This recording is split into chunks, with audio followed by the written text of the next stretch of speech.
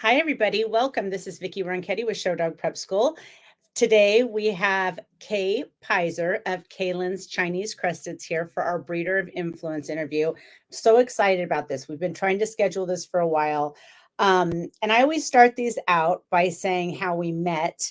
And so we actually just met, but I'm so glad we did because I work very closely with a client and with some handlers who have dogs from Kay. So I was super excited. The quality of these dogs is really, really phenomenal. They've done really nice things. And so I asked my client, hey, would you reach out to Kay and see if we could do an interview? So that's how we met. And so I'm super excited to have you here, Kay. Thank you so much for being here. You're most welcome. Talking about your Cresteds. So the first thing I want to ask you is, who is Kaylen's? Like, is it just you? Is it anybody else? How did you start? Well, my start in dogs was in boxers when I was like 3. So Oh, I've been in dogs for a long time. Crested's about coming on 20 years now.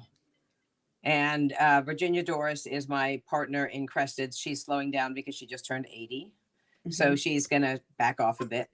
But other than that, it's kind of a huge family of everybody that has acquired and come in. And, although I do most of it, but we welcome everybody into the family.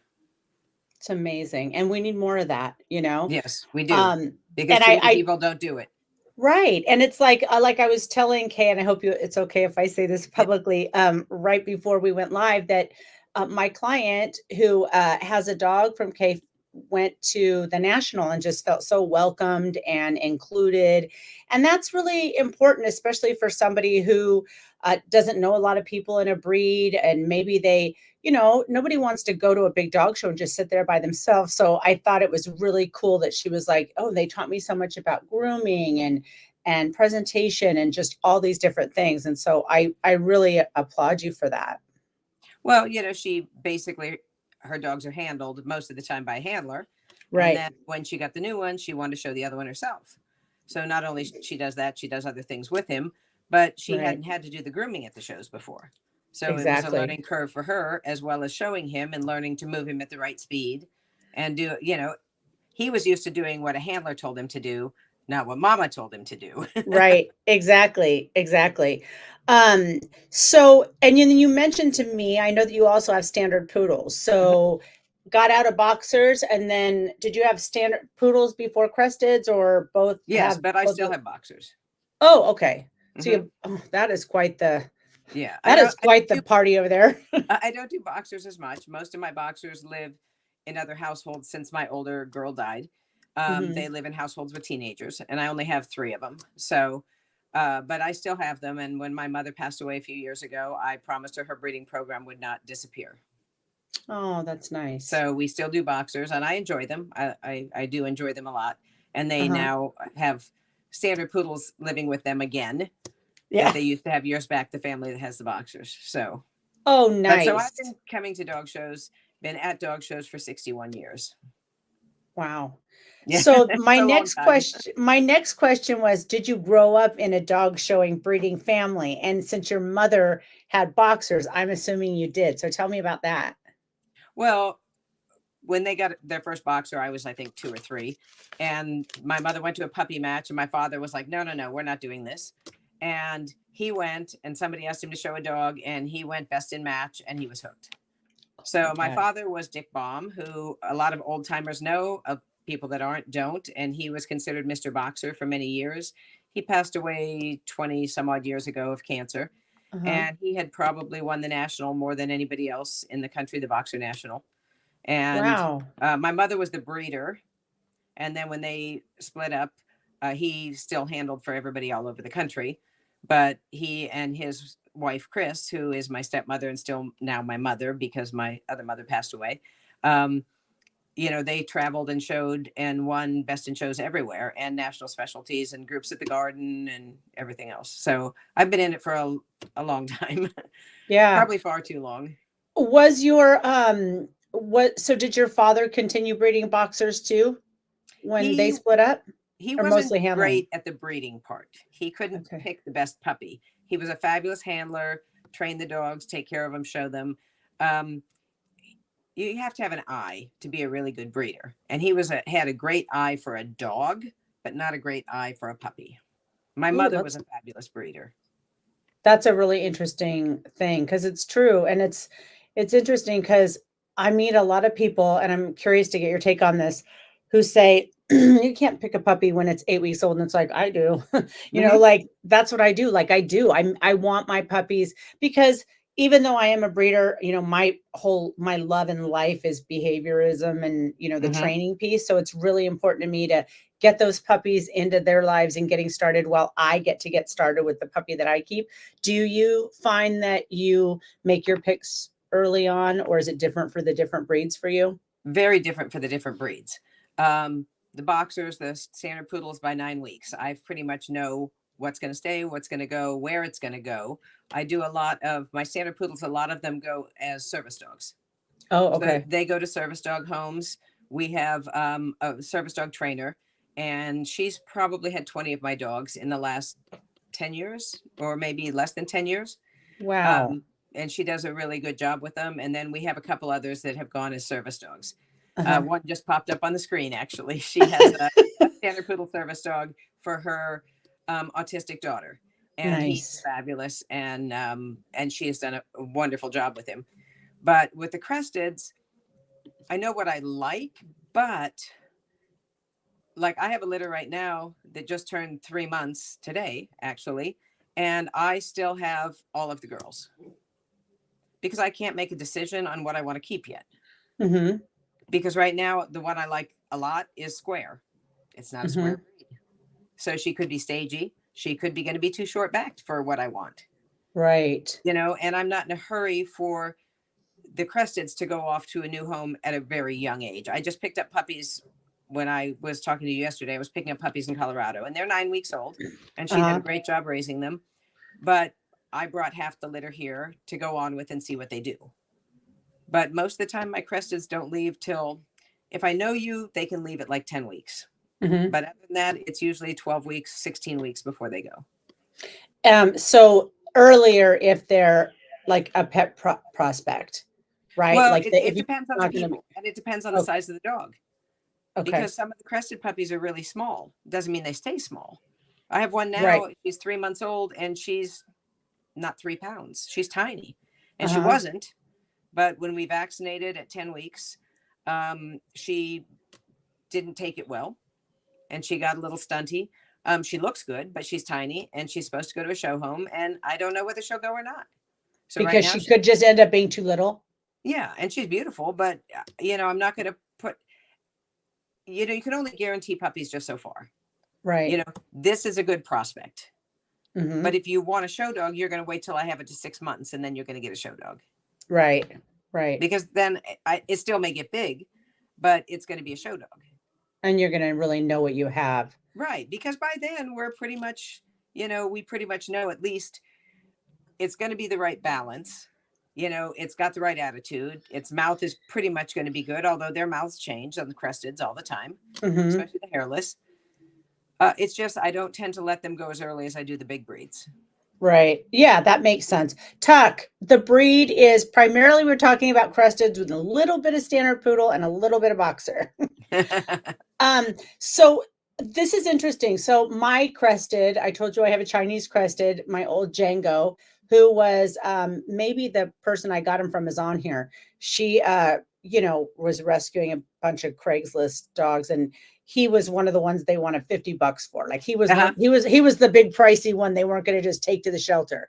Right. So they ended up, she bought this dog for $50 and I fostered him, and it was a foster failure. So I've had him all this time.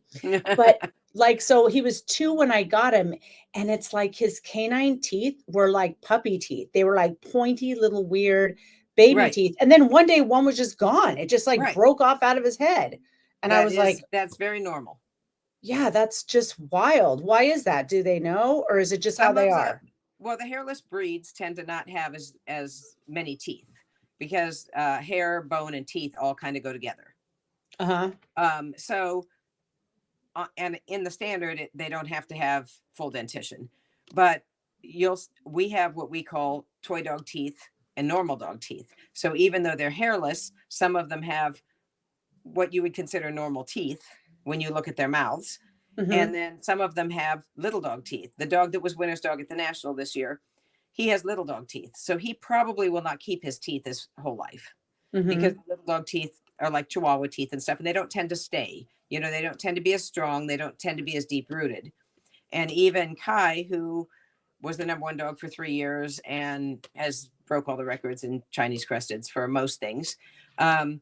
He had canine teeth when I started showing him, and I was in a group ring, and he grabbed a piece of bait and he started spitting out bloody foam. And I was like, what are you doing? And it was a puppy canine that because he'd never gotten an adult one, and the puppy one was still there. Oh, see, that's what Django's teeth look like. It Yes. looked like a baby tooth. Yeah. And sometimes they have those. Okay. And they don't always get adult canine teeth. That's so interesting. And so, because my other breed is Laotian, and they, like, the standard actually says exceptionally large teeth for their mouth, right? They don't even do anything with it except for bark all the time. But like, there's not a need for those big teeth. But is there a same, do they still have the same weird stuff in the powder puffs or not so much? No, they have full dentition. You know, missing teeth are to be penalized, and their teeth look like normal dog teeth. Okay. Because on a hairless crested, most of the time, their canine teeth are straight. We call them tusks. They don't always look like tusks, but they don't have the curve of a normal canine tooth. Okay. So they'll have a straighter tooth. Even if it's a big dog tooth, it'll be straight instead of curved. Fascinating. So can we talk for a second about, the powder puff and I believe Django, mine is a hairless, like there's only a few little extra hairs, but like, I can't imagine trying to breed profuse hair in some areas and no hair in the other areas. You know what I mean? Like how the Cresteds have a lot of hair some places. So can we talk a little bit about the different coats and how come, like I've had clients who said, no, I was assured this was like a powder puff, but then I think they were able to do DNA testing. Yes. Yeah. And then it says, no, it's, hair. Yeah. So can we talk about that a little bit? Yeah. Well, originally the breed was a hairless breed. Powder puffs are there because if you breed hairless to hairless to hairless, you get mummified puppies and you lose the breed. It's the same thing in cholos. You have coated cholos and you have, hairless cholos. So technically the thought is, were they in the wild? If there was a litter of puppies and there were no powder puffs, when the mother went to hunt, then the puppies would die because they wouldn't be able to control their body temperatures. Correct. Right. So a powder puff would be there to keep them warm. But I don't know whether that's technically true or not. Nobody knows because it is an older breed. So here in the States, especially, everybody wants them to be beautiful.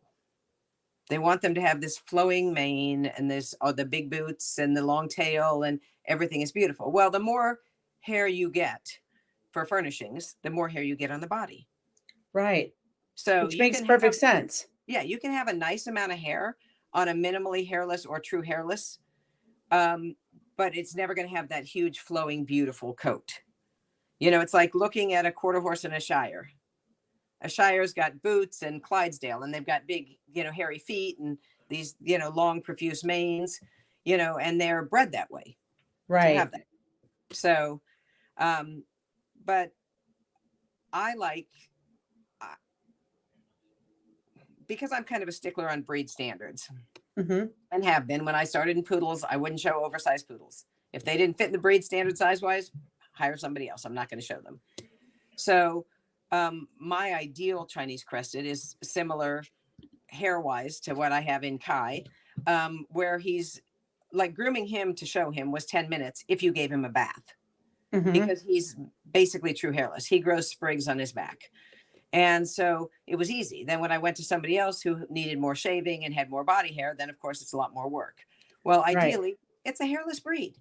We don't want them to have stubble and we want them to have less body hair. Usually less body hair means, unless they're pink, which sometimes has skin issues because of sun and blackheads and whatever, all of my true hairless have fabulous skin and I've imported quite a few, but, it's a hairless breed. So they should have a hairless body or a minimally hairless body as much as possible.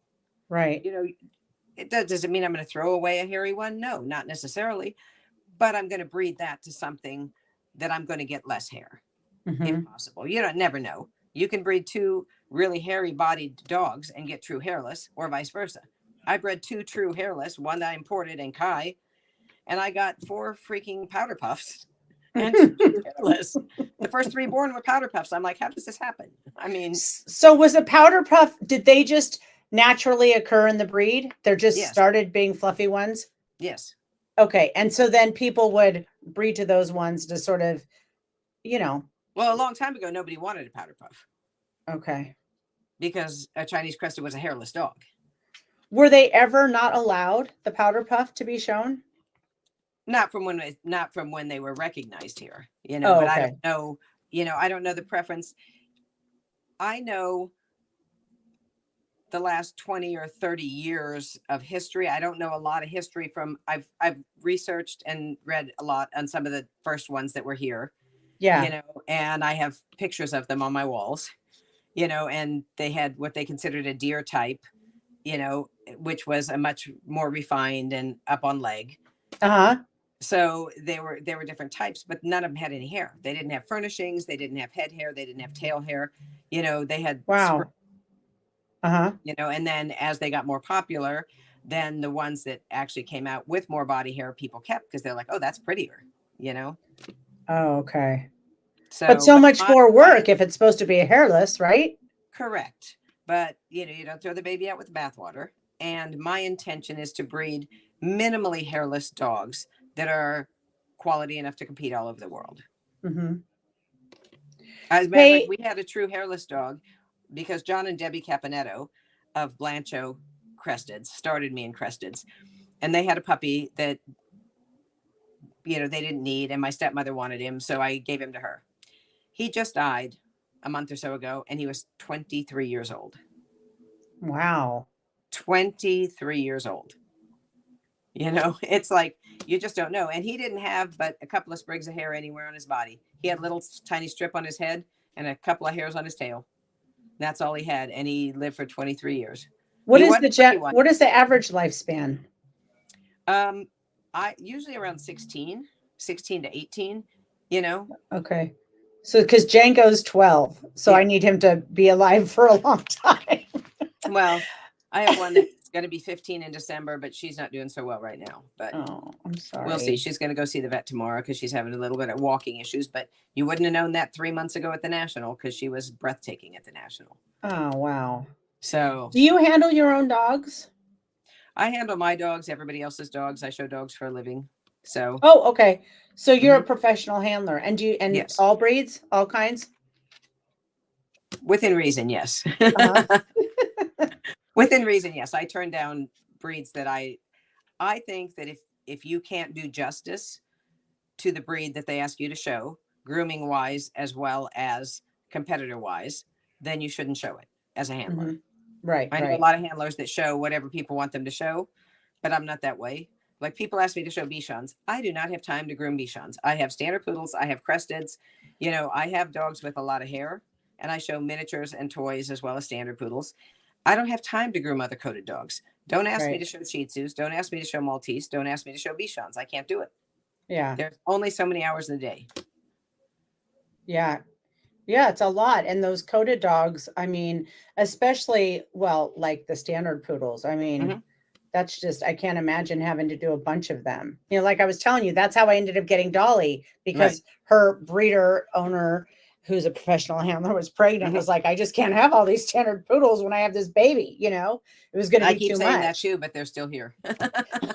So I asked you already. The next question is, tell me about your breed and how. But what I really want to know is, so what got you into them? How do you go from boxers to Cresteds and standard poodles? Well, John and Debbie Caponetto are friends of mine. They used to live in Florida, and they ran a kennel club called the Canine Kennel Club, and they put on shows, and they did. There was a lot of rare breeds at the shows, as well as other breeds. So what we did is they asked me to judge one of their shows one time, and I fell in love with this. I put up a little tiny crested bitch in the 4 to 6 for best in show. And at the same time, I don't remember what I did in the older puppy class, but then in adults, I put up a Thai Ridgeback. Had never seen one. They were studied. So I ended up with one of those as well. But they said, oh, we'll give you a Chinese crested. So they bring these puppies, and they were hairy, hairless. So they were obviously shaved. And I'm like, if I'm going to do that much work, I'll have another toy poodle. And so then they showed me a little powder puff dog. And I was like, what's one more? So that was his name. Blancho's What's One More. My first Chinese crested. He won 4 groups and 2 best in shows. And he was the one that started me in the breed. And that was about 19 years ago. How long has the breed been AKC recognized? Do you know? Since the 90s. Sean Clute, who worked for me years back when she was a child and is not as active in the breed as she used to be, but she was into it even before they were recognized. So I had a little bit of background in the breed because we were friends for a lot of years. But I always thought they were beautiful. It's just that I didn't know much about them. And then I got one and got hooked. They're like potato chips. You can't have just one. As Heather will tell you. Yes. And all my other people that have like 2 or 3 or 4 now. Yeah. So tell me a little bit about your foundation animals. It sounds like that one that you were just talking about was one of your first ones. Was that a male? Yes, but we never really bred him much. I had acquired, that's how I actually got involved with Virginia Doris, who is my breeding partner in the Cresteds. And I was showing her standard poodle and she fell in love with Spike. That's what we called him. And so she said, well, you have 2 choices. She says, you can keep him and pay for his own career and show him, or you can let me have him. I'll pay for his career, pay you to show him. And when he retires, he lives with me. I'm like, well, okay, I'm not really stupid, so we'll do it. Yeah, that sounds like a good idea. Right. So, and so, tell Tansy I said hi too. I just keep throwing up all these little comments about you. Yes. People are trying to say hi. Yeah. So that was my first one. And we didn't do much in the way of using him at stud. But then I had gotten a couple of bitches, and then we just kind of went forward from there. He just got you to fall in love with the breed. That's all. Pretty much. Yeah. Pretty much. And I still literally have dogs with John and Debbie, and they have dogs, they have dogs from me that don't go back to their dogs. So, we still actually co-breed together. That's nice. That's really nice. How long has that relationship been going on? 20 years.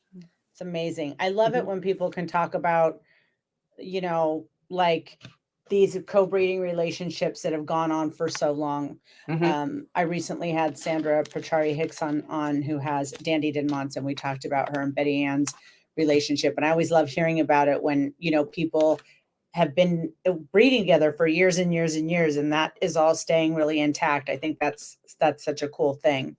So who are your...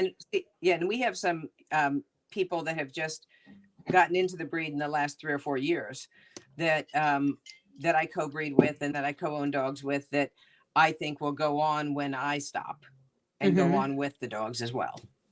Oh, that's great.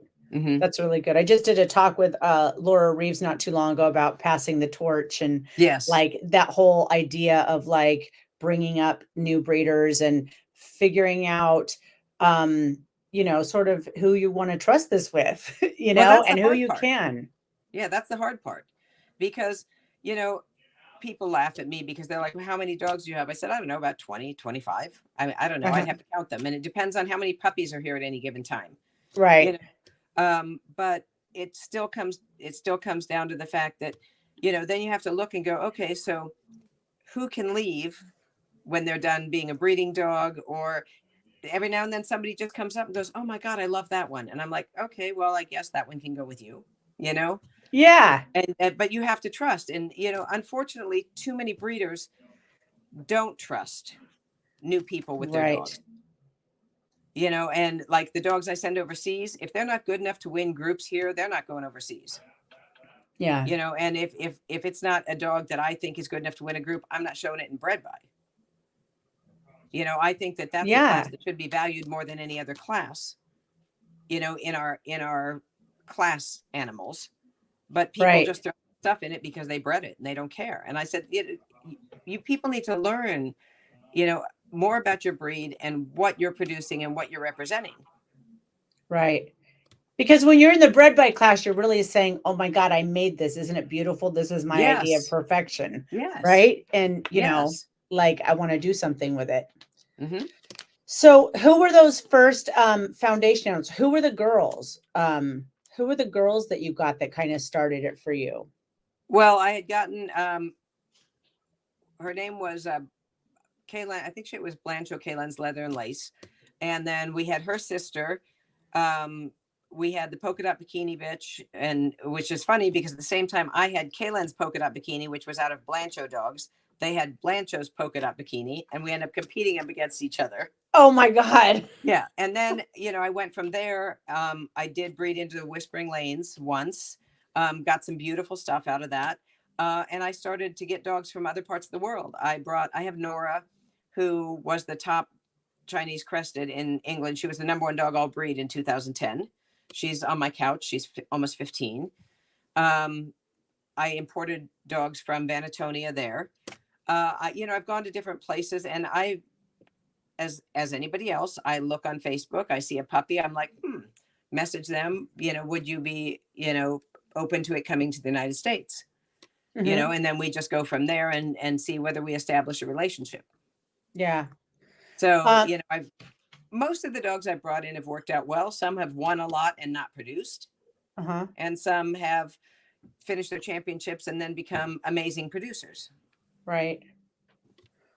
Isn't it funny how that works? Yes. Like you have one and you're like, oh my God, it's so beautiful. This one is just going to do great things. And then it's like, Nothing. Nothing. The ugly sister is the one who makes the beautiful babies or something like that. Well, we had a bitch we imported that was beautiful. She won a lot. She was a puff bitch, never produced a thing. We bred her twice. She was a terrible breeding bitch. Not a good producer. There was one live puppy out of 4 puppies on x-rays in 2 litters. And, it was not meant to be. Yeah. And she has a great home. She lives on a lady's couch with us, with an older Samoyed. So perfect life. We call that a satin pillow home. Mm-hmm. Well, Lisa, what advice we would give to a newcomer in the breed is, what do you want to do? That's the whole thing. You need to research your breeders. We have a few diseases. We have things that are markers that we really don't know what they're going to do yet in the breed. When you go to a vet and ask about the breed, you get different opinions, because you have, like in boxers, if you go to a vet with a boxer, they say, oh, they're going to have cancer. Boxers always have cancer. Well, I've only had a few in 60 years that have had cancer. Most of them don't. If you go to a vet with a Chinese crested that has any eye issue, oh, it has dry eye. The whole breed has dry eye. Well, that's not accurate. Right. Of course, I guess if we checked the whole breed and did tear tests on every dog that we have, maybe some of them do have and are not symptomatic. So you have to, you just have to look and see, and you have to realize where you're at, what you want, if you're going to start in the breed. So you research health problems, health issues. Certain lines have epilepsy. You try and avoid those. I was just going to ask what the main health issues are. I don't know about main health issues, because we test for a lot of different things. Eyes, I would say, is probably the main health issue. But in all honesty, in 20 years in the breed, I've seldom had anything. I had a dog that came up non-visual, and he was like 5 years old. So we had done his health testing. He was clear on PLL, clear on PRCD, everything that we could test for DNA wise, he was clear on. So he should not have gone non-visual for any reason. Right. So when he did, and his owner contacted me, I sent another kit. I sent that back to Paw Prints. They called me, said, why are we testing this dog? He's already tested clear. So I sent them the vet reports, and he says, there are things that we don't know. I mean, there's things that we don't know. There's markers we don't have. Right. There's things that can happen that we don't know. And so we never knew why he went blind. I mean, he just did. But that's an oddity where, you breed long enough, you're going to see everything. Exactly. But it's something that happened that nobody has an answer for. The vets don't have an answer. I don't have an answer. The other breeders don't have an answer. But if you have to pick one thing mainly, like I say, some lines have epilepsy. I've been lucky enough not to have that. And then eye issues and primary lens luxation, which, then when the lens flips, then you catch it in time, or you lose an eye. Yeah.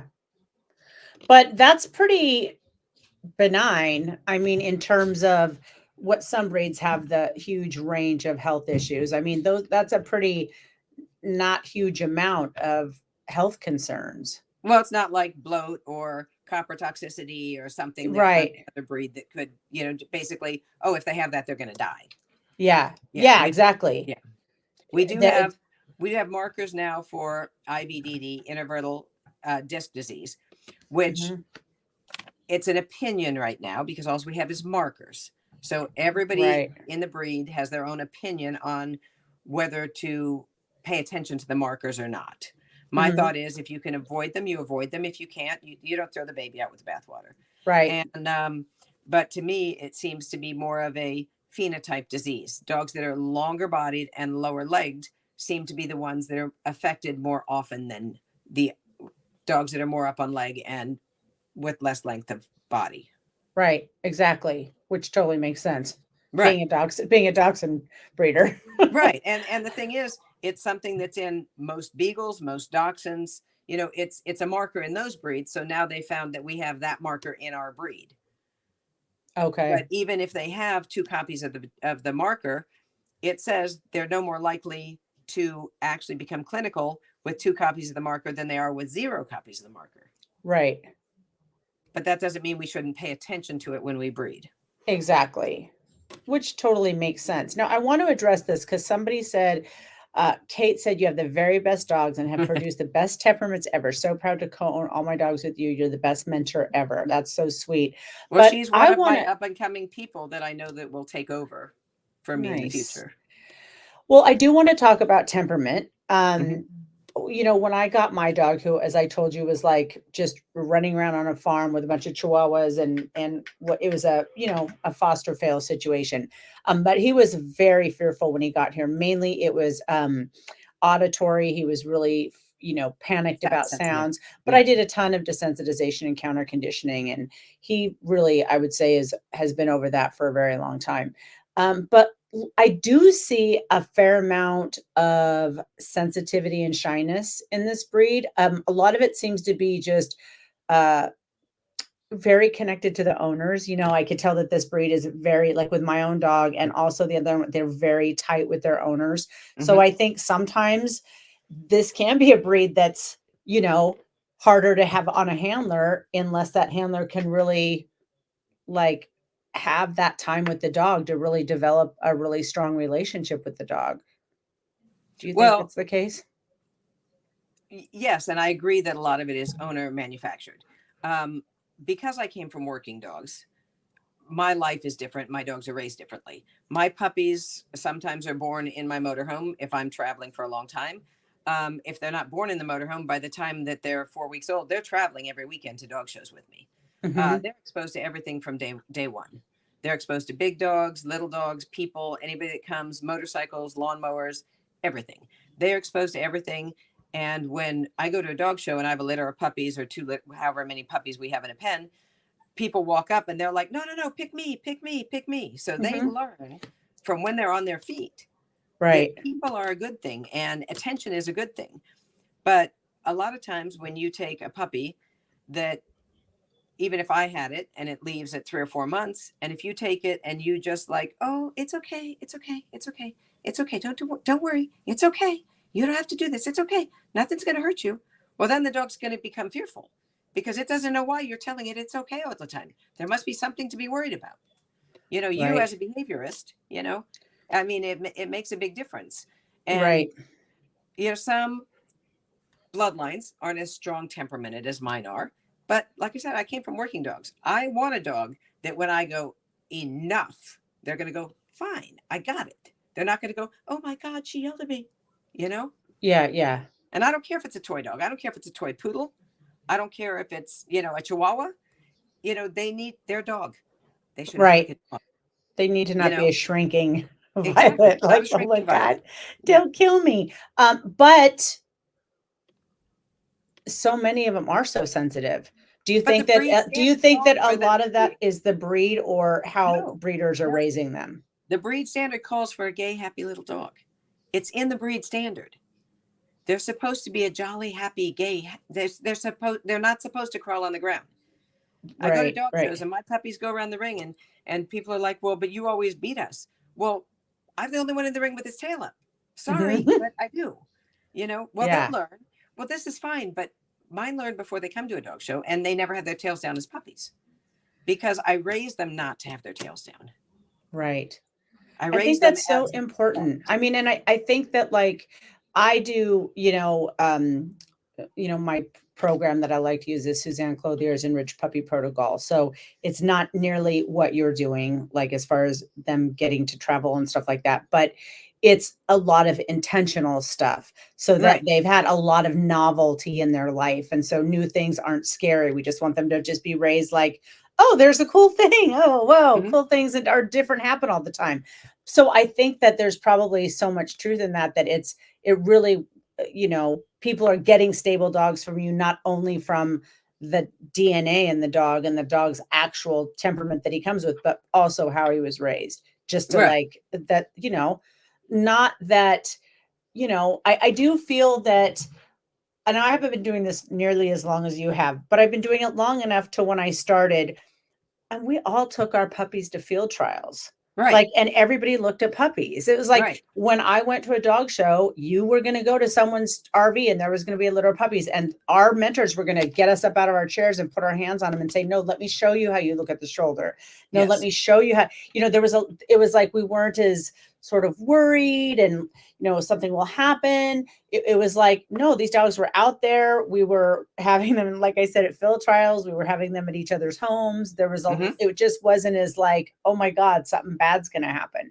And from a behavioral standpoint, I am generally far more concerned about the fallout for behavioral stuff than disease, right? Like, I don't want to make puppies sick. I'm not going to Right. be stupid, but I'm going to make sure that they get out and they're exposed far earlier than when they've finished their vaccines, Right. right? I'm just careful Right. about it. Mine are at dog shows before they ever have their first vaccine, because Yeah, let's be honest, most of the time their mother's immunity is pretty good right. most of the time, and if not, something's going to happen later on anyway. It's not that you want it to happen, but you know if I drop a bowl here, because I'm picking something up and a bowl falls and it clangs all over the place, they're going, oh, is there food? They're Yeah, not going, oh my God, something made a noise, let me run away. right, you right. know So it's a big difference. We're at dog shows and we're in the ring and with Cresteds, and people are like, they need to stop banging. It's bothering my dog.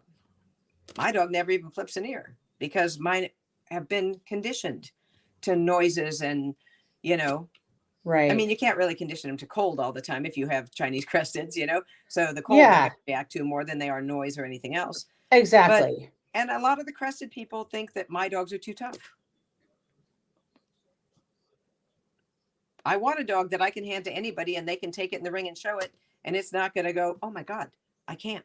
I don't know you. Don't touch my leash. Right. And it sounds like that's correct. They're supposed to be They are supposed to be. confident and happy and not worried about everything.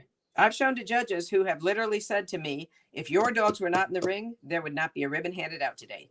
They forget I used to show this breed, and this Hmm. breed is not supposed to crawl around with its tail down. Yeah.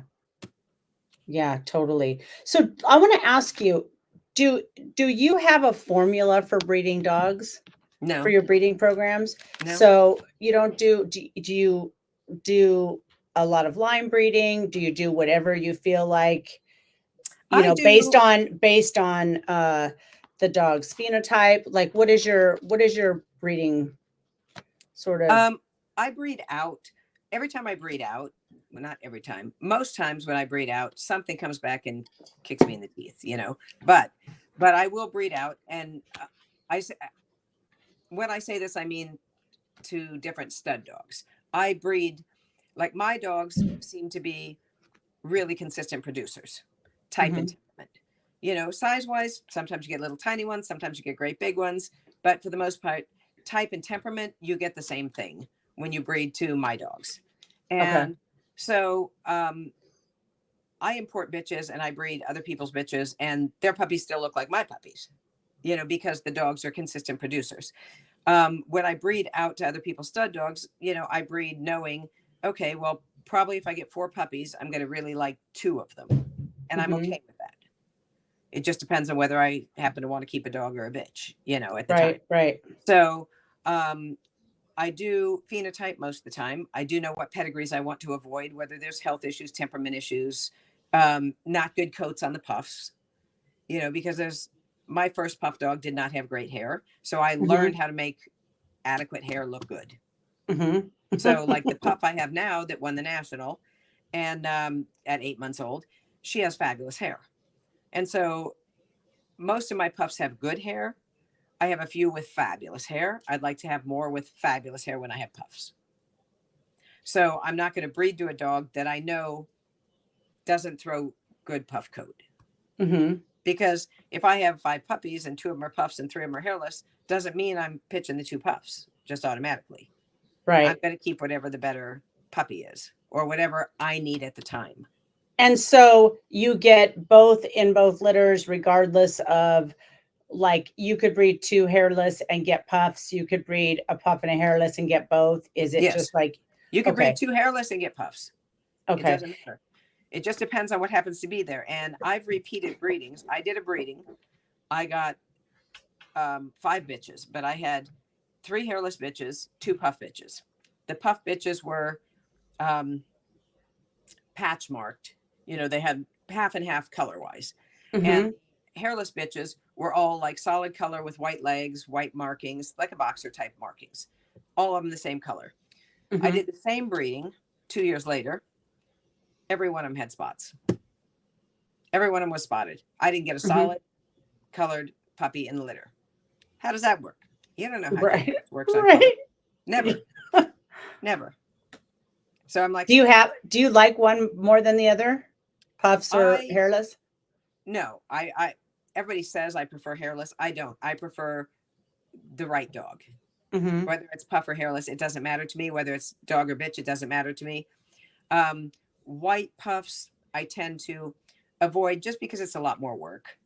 Even if they have good hair, it's still a lot more work to keep them white when I let them run the yard with 20 other dogs. It's a lot of work to keep a white puff white. Yeah. So if they're like pretty, like I have a solid white puppy right now with just some markings on her head that I picked up, and she's beautiful, but I won't keep her because I don't need her and because it's not my preference in color. It's the same thing with spots on a hairless one. I don't tend to keep spotted ones because it's harder to keep the skin. I live in Florida. They play in the sun. I kept the spotted dog, a year ago. He won winner's dog at the national this year. He's beautiful. He'll never probably go anywhere, but it's not my favorite color. I prefer a darker body on the hairless dogs, mostly because I live in Florida. It's a whole lot easier to keep skin and not worry about them burning if they're out in the sun too long. And Lord knows they can have half sun, half shade, and they're not going to go in the shade. They know they're sun worshipers. Oh, they are. You know that.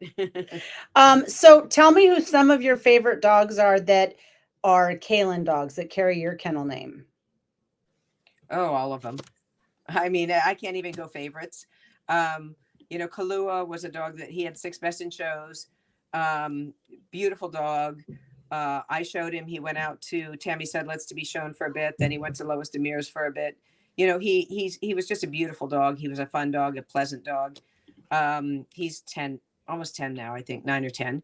And then his sister Cosmo was a puff bitch. That litter I had multiple best in show winner and 2 reserve best in show winners in the same litter. You don't get that in Chinese Cresteds. Right. So, and then Kai, he's just fabulous. He's going to be 8. He's got like 80 champions out of probably 110 puppies produced. You always know a Kai puppy if you see it, and they're just, and he's a great dog to live with. He's a house pet. He can go anywhere with anybody. I can hand him to a kid and he can go with them, or he can just hang out. He doesn't care. Yeah. So are you seeing these lovely comments about you? Yeah. People love you, obviously. Trisha said all of my Cresteds are Kaylen dogs, and Kay is a wonderful, honest, straightforward mentor. Don't ask her a question if you don't want an honest answer. I'm a little bit blunt. People would say a little bit. Well, but yes, I am a little bit blunt. I try not to be negative, but I am blunt. You know, if you want to know what Yeah, I think, you know, I'm going to say I would rather it be better here. When I was younger, I would say it's not good here. Now I'd say I'd rather it be better in the shoulder, or a better coat, or a better right, tail, or whatever. And some people still take offense to that, but I don't mean it derogatory. You know, none of them are perfect. right, exactly. Yeah, Um, so someone said puff to puff will only Dina, produce puff. correct. So okay. So oh look at someone. Oh, Arc. Hi, Arc. Arc's in my mentor program. Puff to puff gets all puffs, right? Yes. All right. So we learned that. Okay. What about favorite dogs that aren't in your breeding pro or that aren't your kennel name? Because those the ones you just talked about were ones you bred, right? Yes. Okay. Well, Nora that I have here, she's Vanatonia unwrapped, and she's just, I showed her at the veteran showcase at the National. She was 14 and a half, and everyone said, can I special her? I'm like, you know, she's old, she has Oh, no teeth, but she is amazing. The Vanatonia dogs were amazing. There's a lot of dogs all over the world that are absolutely beautiful, beautiful dogs. Dogs that I would love to have put my hands on that I never got an opportunity. I was at the World Show, and there was a black and white puff dog that looks like a black and white puff dog that we have. And he was amazing. Absolutely amazing. You know, I'm like, when you breed that dog, could I have something? You mm-hmm, know? mm-hmm.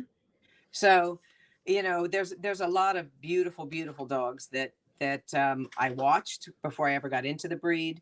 There's dogs that I would like the opportunity to see in person that I never got to see. You know, it's just, I love the breed. Obviously, if I have 20, 25 Cresteds, I love the breed. But, Yeah. you know, I made a list the other day. I'm like, who can leave? Not you, not you, not you, not you. Okay, well, we'll just keep them all. This is my final question. We talked about it a lot though, kind of, but what do you love most about this breed? Like why? Why Cresteds? What is this you love about them? They are so versatile. And I don't know about other people's Cresteds, to be honest with you. I'm part of this. My dogs love children. I don't have children. I'm 64 years old. I mean, might see children at the dog shows, but I don't have Yeah. little kids around. My dogs will go to a baby in a heartbeat to see a baby. They will go with a toddler. You know, they don't care. Whatever you want them to do. They have a high self-preservation. I tried to run the first couple. I tried to run Fast Cat. I didn't know anything about it. I Hmm. took them up there when there were big dogs that were barking and barking and barking and barking. And then I tried to run them, and they were like, they're going to go after me if I run. Yeah. This doesn't So they seem were like, safe. so I learned to do it a different way when we Yeah. started Fast Cat. But other than that, I have dogs that live with Great Danes, Whippets, Boxers, Oswalks. I mean, they live with all different breeds. They don't care. You know, their favorite thing is to have a big dog come up to them and they go, hey, who are you? Uh-huh. You know, they just are so, whatever you want to do, their game. They don't care. Yeah, you know, it used to be when people would talk about like toy dogs and it's like, what do you get if you want to do obedience with a toy? And it was like Papillon, Papillon, Papillon. Hmm. But I have to tell you, like, so my Crested's 12 and a half years old now, but like he has so much work ethic. Like Hmm. he's very foodie, so that helps. But like if I get out a clicker and any object, he's like, look what I can do, look what I can do. Like he is totally in, he's the best free shaping dog I have. Like he will offer behaviors and try. And whereas you would think with a lot of toy breeds, you know, maybe you're, you know, gonna have a 5-minute training session, he would Right. happily train for a half hour. He would just keep doing it. He Right. loves it. Hmm. And I don't see that type of biddability and work ethic in a lot of toy breeds for sure. So I Right. think that I think is something that can, you know, is probably why they are so good at doing different things than other dog sports, even like agility or obedience or something I like had that. one that qualified and competed, I think it was 2 years ago at Westminster in agility, and he was 9. and he had a heart Wow. condition, but he was still running, you know, and he qualified and competed. And he used to beat the Shelties all the time, and they'd get so mad. Yeah. They're like, how can a Chinese crested beat the Shelties? Shelties are the fastest ones. Well, no, they're not. Yeah. You know, and they just, you know, they like to work. Like you say, they're very biddable. We call them bottom feeders because they will eat anything that's on the ground. So if you have Yeah. food, they will work. Absolutely. And so that's a trait with them, is the very foodiness. Yeah, at least with mine. Yeah. Yeah. Yeah. You know, I never, probably 1 out of 200 that I have will go, oh, okay, I'll eat. Most of them are like, get out of my way. Food is there. I mean, I just open the crates. If there's any kibbles left from big dogs, I just leave the crates open and let the Cresteds loose. They clean them. They don't care. Yeah, mine is very crazy about food too. And I never knew if it was because, he lived this weird life running around loose with a bunch of dogs and kind of maybe had to fend for himself, or if like the breed is actually super foodie and that's how they are. And they, just like Well, to eat. I love that in a dog. It makes them easy to show Yeah. because they pay attention to food. You know, Right. they're easy to show because if you have food, they're like, okay, what's next? Right. Right. Thank you so much for being with me, Kay, and for talking. You're making me want another Chinese crested. Well, when you're ready. Well, and I'm thoroughly enjoy Panda and Kevin and, some of your dogs that way. So thank you so much for being here. We had a lot of really lovely comments and a lot of people watching. So that was really cool. Yeah. Everybody was really interested in what you had to say. So I can see why. Look at Lisa said, thank you, Kay. Well, everybody's welcome, and I had a good time, and thank you so much for having me. Thanks for being here. Everybody have a great rest of your night. Bye-bye. Bye-bye.